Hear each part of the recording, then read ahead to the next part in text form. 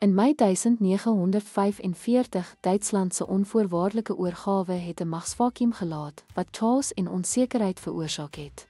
Die geallieerdes het vinnig ooreengekom oor die noodsaaklikheid om Duitsland te beset, te ontwapen en te denazifiseer, maar meningsverskille het gou ontstaan oor die toekomstige bestuur daarvan.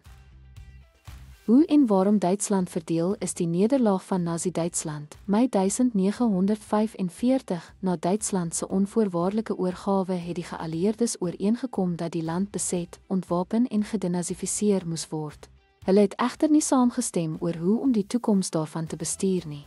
Die magsvakuum en vernietiging wat agtergelaat is, het onmiddellike internasionale toesig vereis. Geallieerde besettingszones by die Jalta en Potsdam konferensies het die geallieerdes ooreengekom om Duitsland in 4 besettingszones te verdeel, geadministreer deur die FSA, die ISR, die Verenigde Koninkryk en Frankryk. Berlyn, die hoofstad, hoewel dit binne die Sowjetsone geleë was, is ook in 4 sektore verdeel. Die doel was tydelike beheer totdat 'n Verenigde Duitse regering herstel kon word.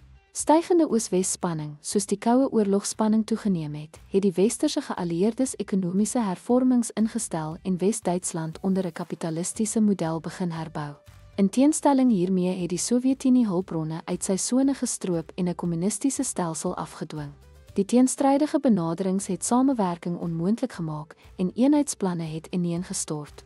Skepping van 2 Duitse state in 1949 na die Berlynse blokkade en groeiende verdeeldheid het die westerse sone saamgesmeld om die Bondsrepubliek Duitsland, BRD of Wes-Duitsland, met Bonn as hoofstad te vorm.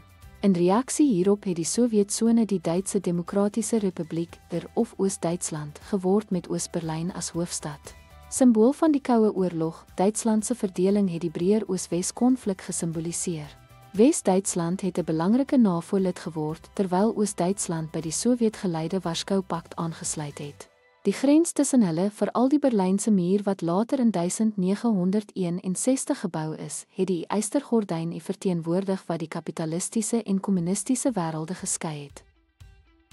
Ten slotte, Duitsland se verdeling was nie net 'n gevolg van militêre nederlaag nie, maar ook van botsende naoorlogse visies tussen die geallieerdes.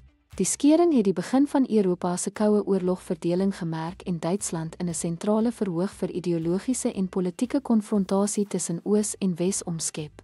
Dankie dat u by ons aangesluit het.